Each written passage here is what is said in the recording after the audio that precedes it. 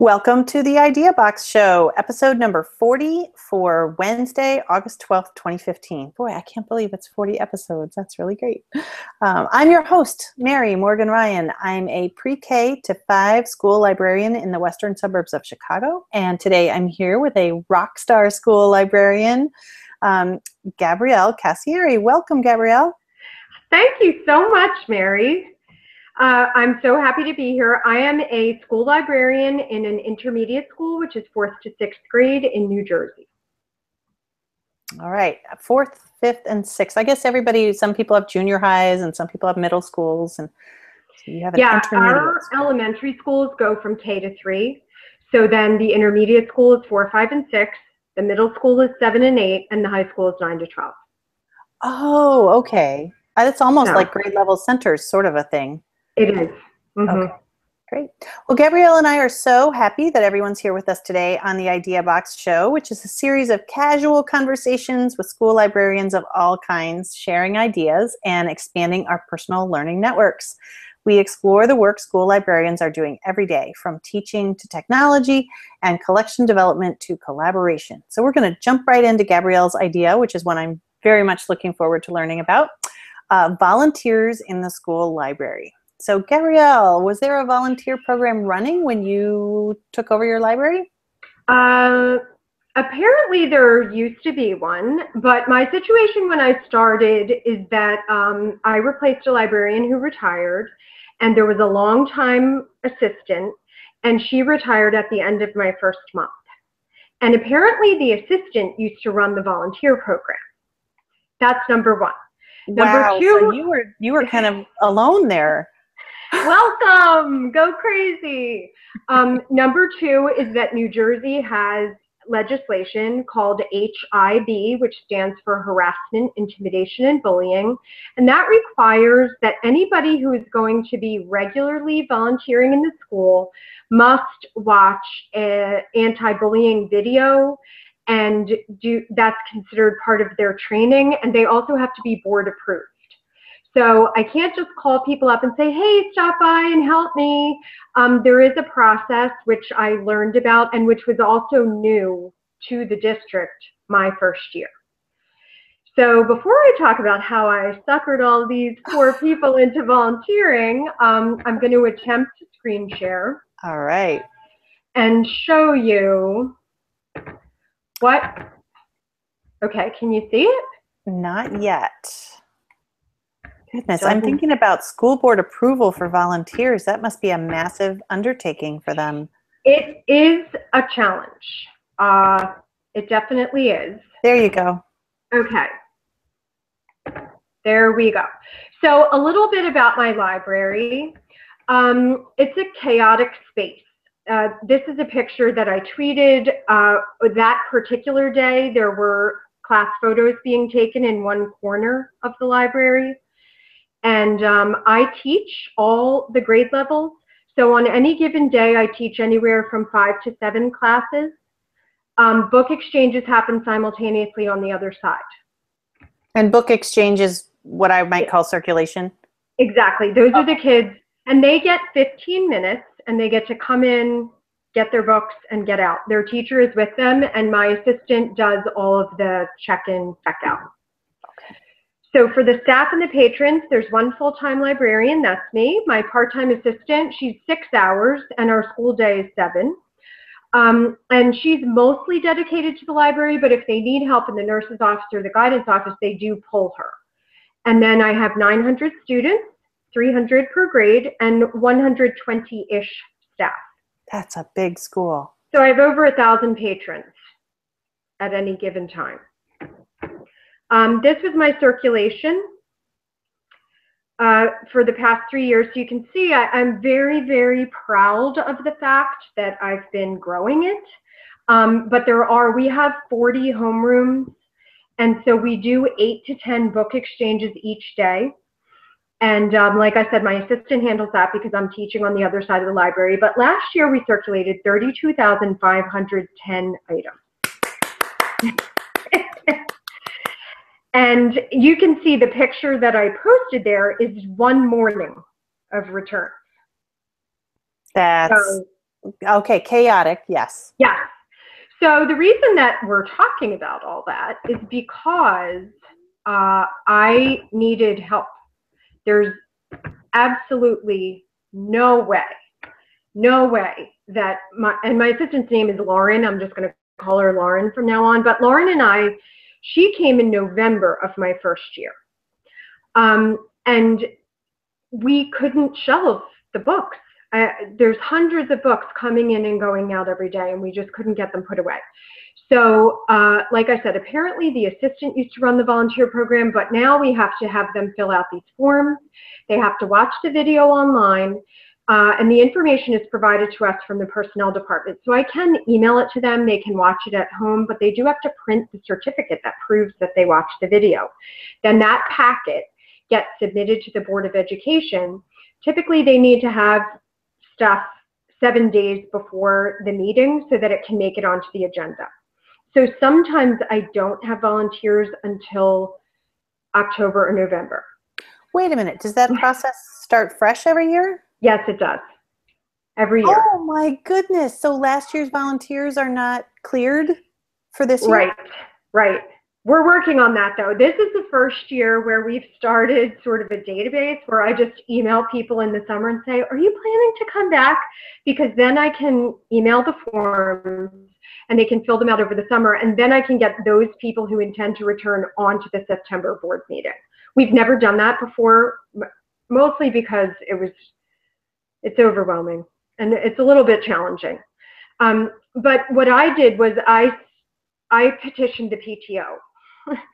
And I wrote them a really nice letter with like some tears maybe spilled on the paper and said, I need your help, and I really need a parent who would like to coordinate the volunteers for my library. And luckily, we had a parent who had recently, she had lived in our community, she had been living in Canada for a few years, and she had just recently come back. So she was looking for a way to reconnect and to get involved in the school. So she was my volunteer coordinator for the past 3 years, and she is amazing. But basically, she and I worked together to say, how many people do we need? Anywhere from 10 to 20. I go to the first PTO meeting of the year and shout out my sad story. I show them the pictures of how many books we get back and how we really need their help. We ask parent volunteers to commit to an hour a week. And I also, as a parent who used to volunteer at my children's elementary school library, I tell them, if you can only come once a month, I want you to come. Don't feel obligated to only, if you can't make that 1 hour a week. So I have had a few moms and dads come on their lunch hour once a month. I could do it once a month. I could take an extra lunch and I'll come for an hour. And sometimes those are our favorite people because I know they're coming from their job, they're eating a sandwich in the car, and they're helping us put our books away. I have so they're amazing. Of those as well. Yes, absolutely. Thank you, all of you who are out there doing it. Yes, we could not function without you. But in our case, like I said, I go to the first PTO meeting. The PTO parent, who is the volunteer coordinator, basically they send out a form at the beginning of the year to all the parents in the school who would like to volunteer for any of the PTO positions. I typically get about 40 people saying they're interested, and we usually have between 10 and 20 who come regularly throughout the year. And that's a good number for us. Mm-hmm. Because we have a lot of books. Do you try to do it like morning, afternoon? Do you try to get somebody slotted in for? We try to, you know what, I take them whenever they can come except for my lunch hour, because then nobody might be in there and lunch hour is, my lunch 30 minutes. Right. But like lunch hour, don't everyone else start thinking, oh, she gets an hour for lunch? That's not. Oh, no. We understand. And you're usually running a club then too, so. Yeah. So usually we'll say anytime between 9 and 11 and 1 to 3. We try to get them out before dismissal so that they don't get, trapped in the bus leaving traffic. And we wait until after the first classes have started before they come in. I had a volunteer a while back who would volunteer that last hour of the day because she could get a really good pickup parking spot. And I Yes. was like, that is a do, great selling point. I do have a couple parents who will say, can I come every Tuesday and can I stay longer than 3 o'clock because my son has violin and I want to take him to his lesson? Sure. Go crazy. Stay as long as you want. And we do between 8 and 10 book exchanges a day. So that's a class. Students are allowed to take 2 books at a time. And if they forget one, I do let them take one out. So most of them are taking books. So we try to have the parents come because they do all of our shelving. They don't really help with circulation. We did try that a little bit, but we use Destiny, which is amazing. But with so many classes and so many kids, it's really hard for the parents to get to know them. And Lauren does know them. She knows who the teacher is. And it's just been easier for us to have Lauren stick with the circulation and the parents do the shelving. And they shelf read as well. They help me out with that, which is huge. And how do you have them pick a shelf to be in charge of, or how do you do that? We have a chart.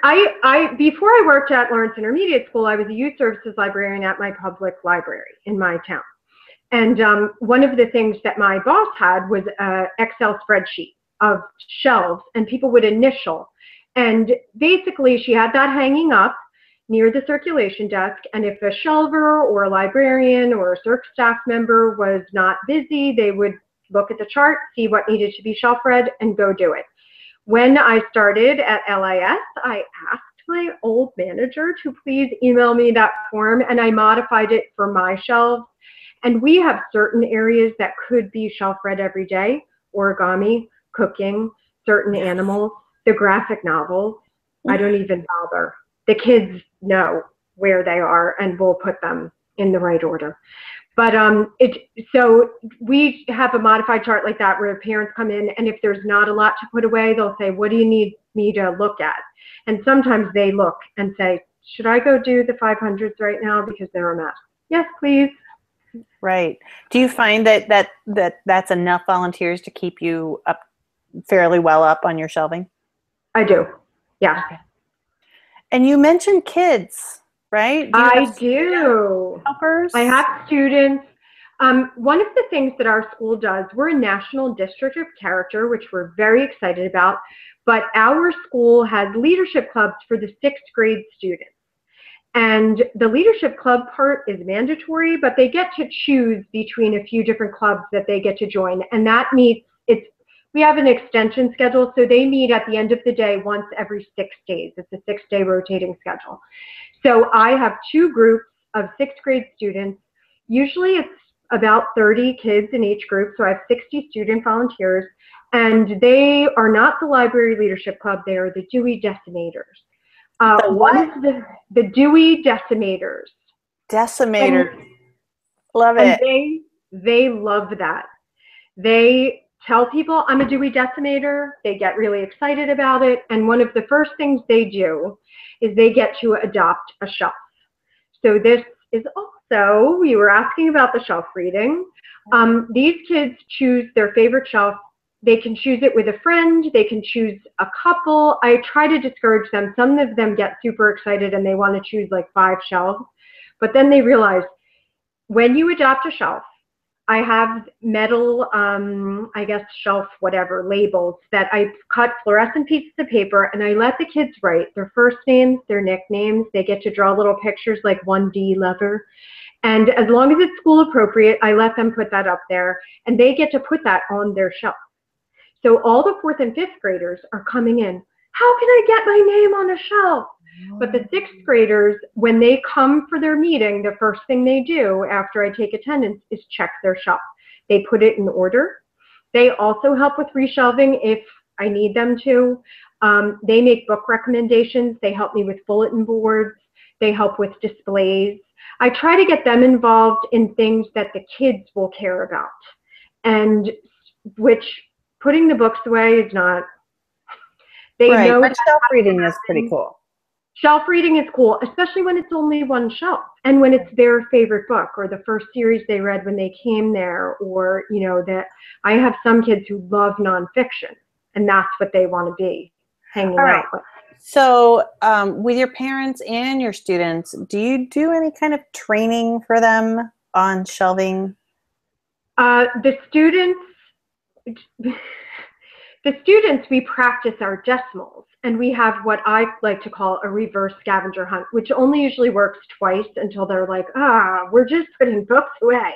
But they have to figure out where on the shelf it goes in order. And I always give them nonfiction when they're doing that. And then when they get the hang of that, then they do the fiction, which is much easier for them and much faster. The parents, my assistant Lauren, or an experienced parent volunteer, will always take time with somebody their first time into the library, show them where things are. And I know, because I used to work at a public library, it never ceases to amaze me how many people don't actually know how a library works. That's why I was asking, yes. And they will say to me, there's 4 decimals on here, like somebody made a mistake. And I have to say, no, that's actually how it works. Just keep going, put them in order. So we always make sure that we either have a returning volunteer who's done it for a while, or Lauren. If I'm available, I'll talk to them, but I usually am not. So somebody is there to answer questions, to show them where the sections are. And usually we start with new volunteers. We have them put things in order on the cart and then take a look at it. Okay. If the cart looks good, they can go try it on the shelf.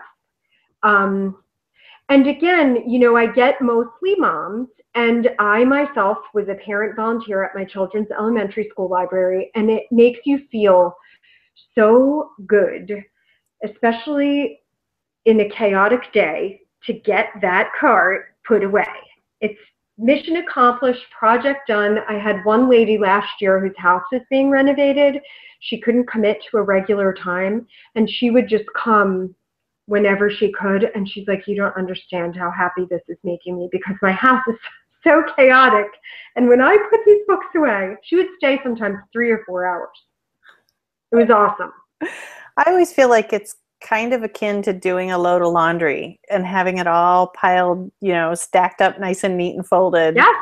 And of course, in a matter of moments, chaos will strike again and those clothes will be dirty, but it does feel really good for that moment.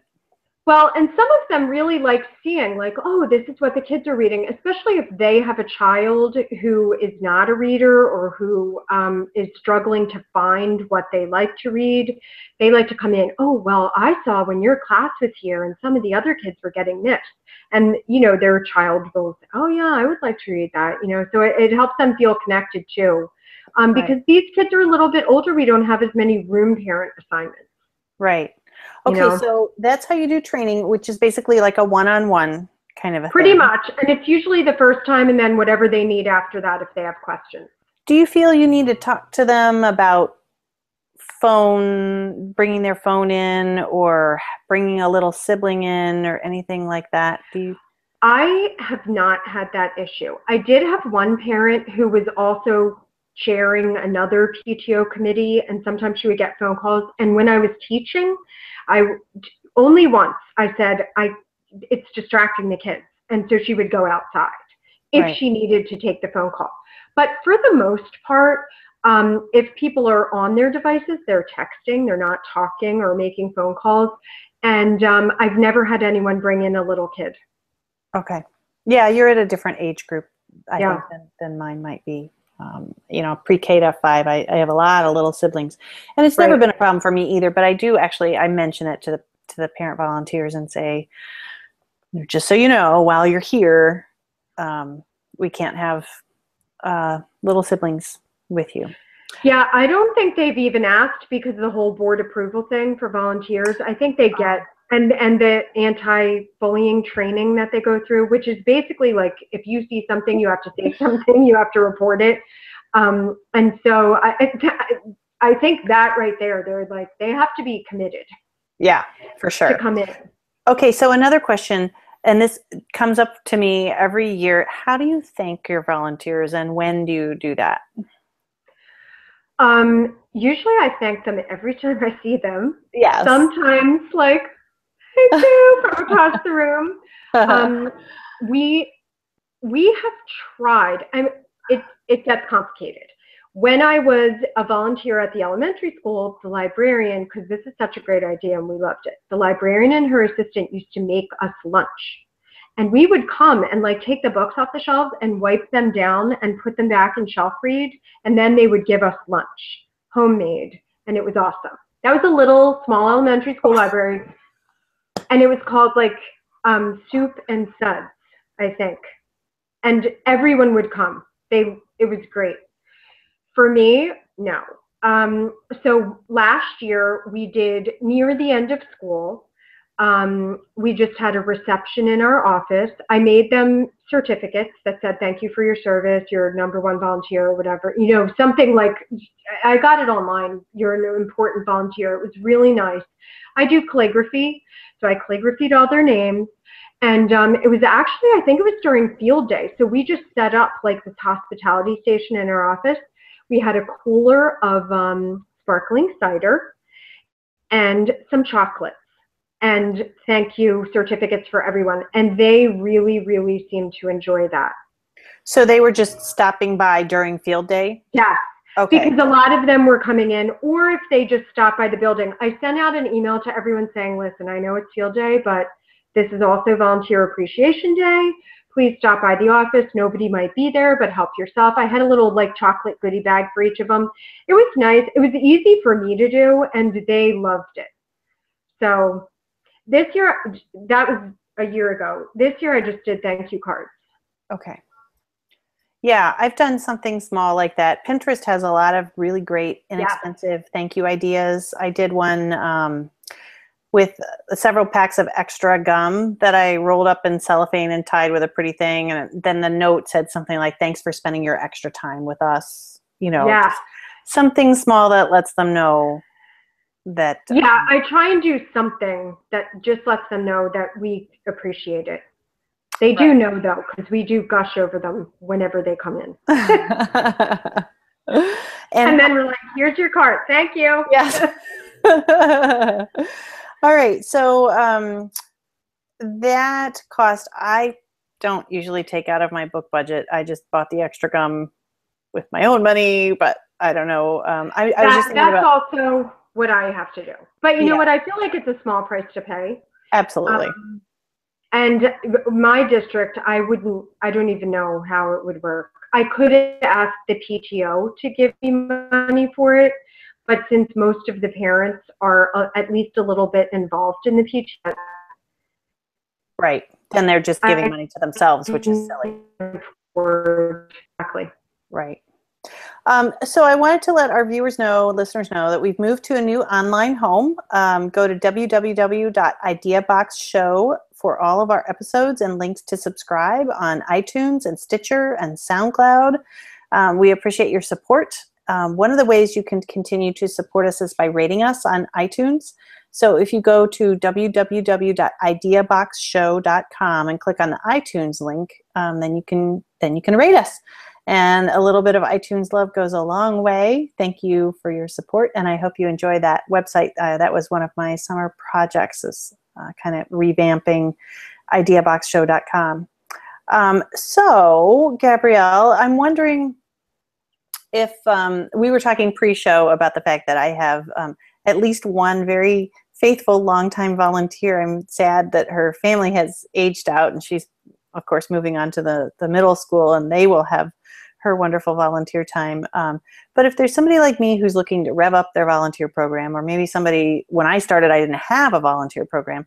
So what advice would you give to somebody who wants to get the ball rolling? The first thing I would say is check with your administration to see if there are any restrictions, if there are any issues.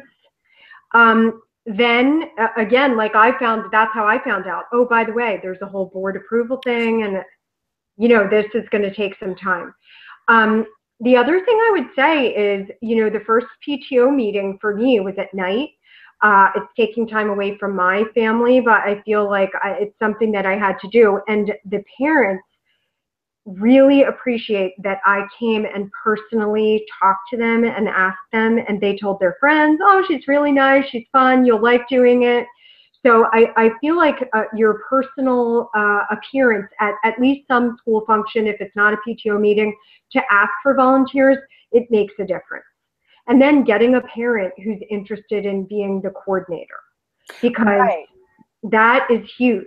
And then people, if they can't come, and I got to tell you, people email, I'm so sorry, my job called me in today, I have to go to work. And they're upset. And I'm always like, oh my gosh, you're giving me your time. Don't worry about it.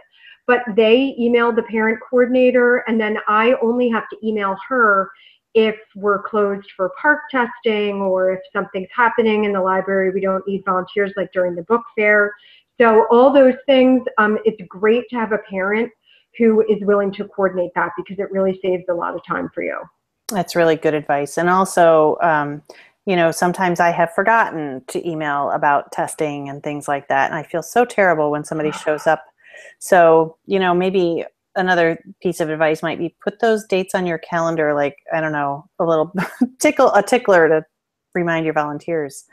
Because that's terrible when they show up to work. And well, again, with the parent coordinator, sometimes they'll ask me, oh, are you going to be open during testing? Because they know their kid is testing. And I'm like, oh gosh, no, could you tell everyone not to come?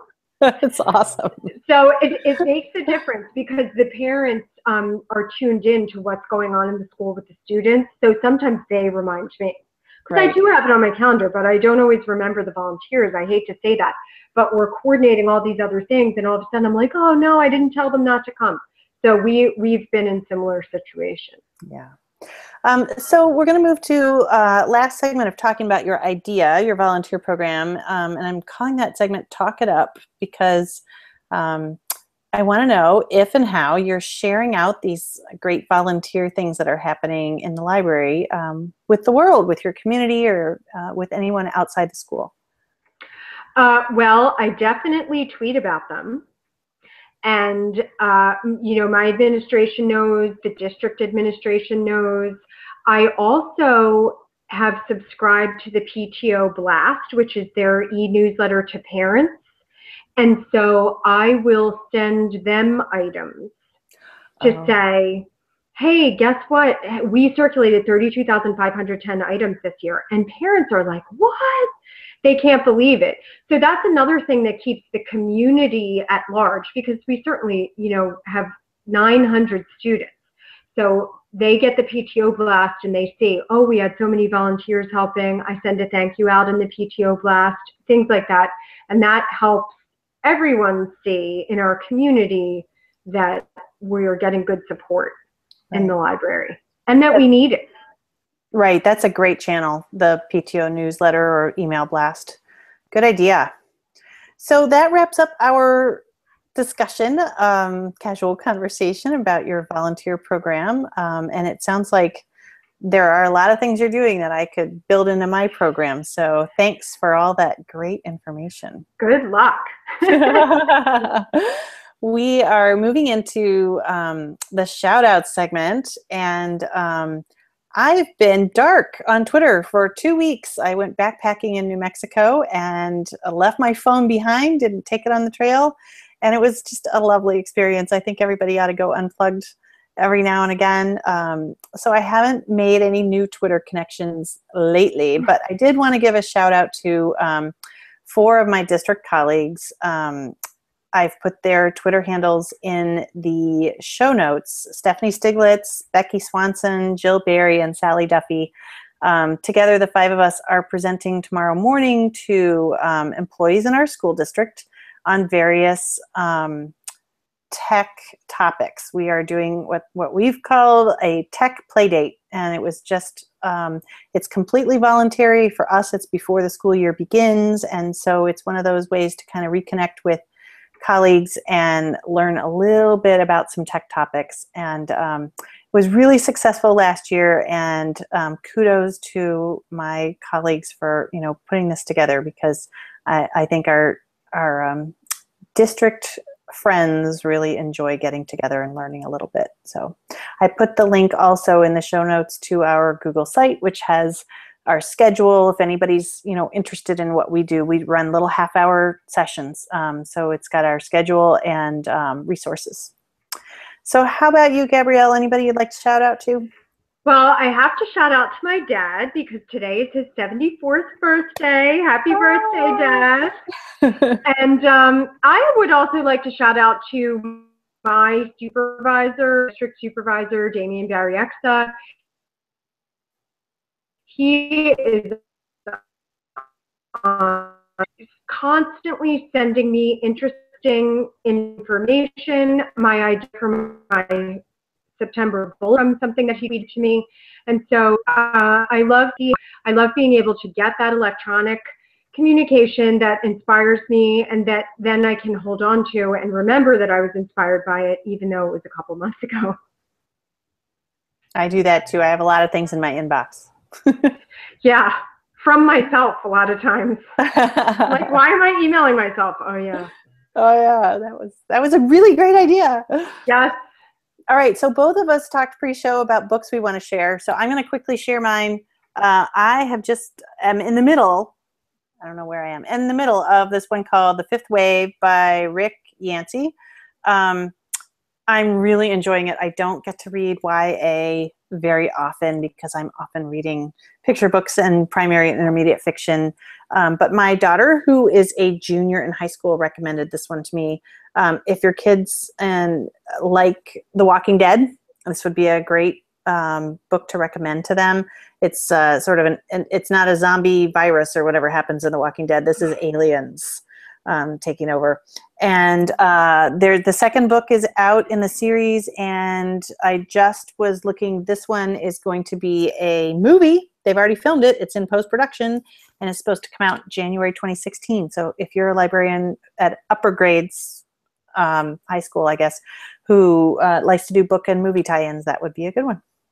How about you, Gabrielle? What are you reading? Well, I was lucky enough to go to the last, for a while, BEA in New York because it's going to be in Chicago next year, and I don't think I can go, but maybe you can. Yeah, that sounds awesome.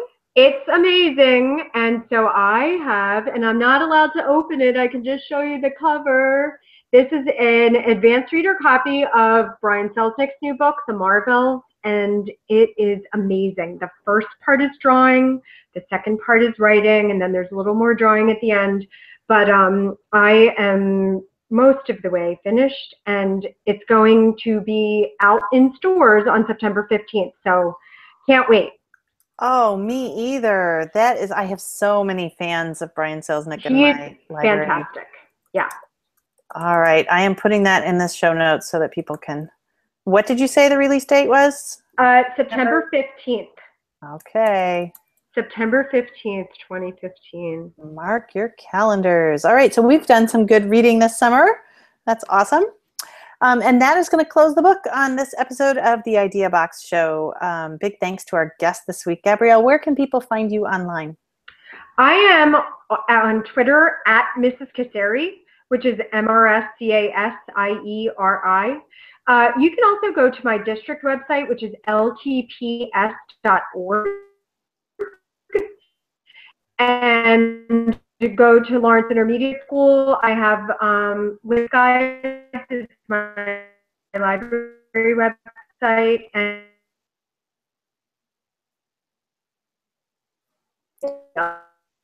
uh-oh, Gabrielle froze just a little bit.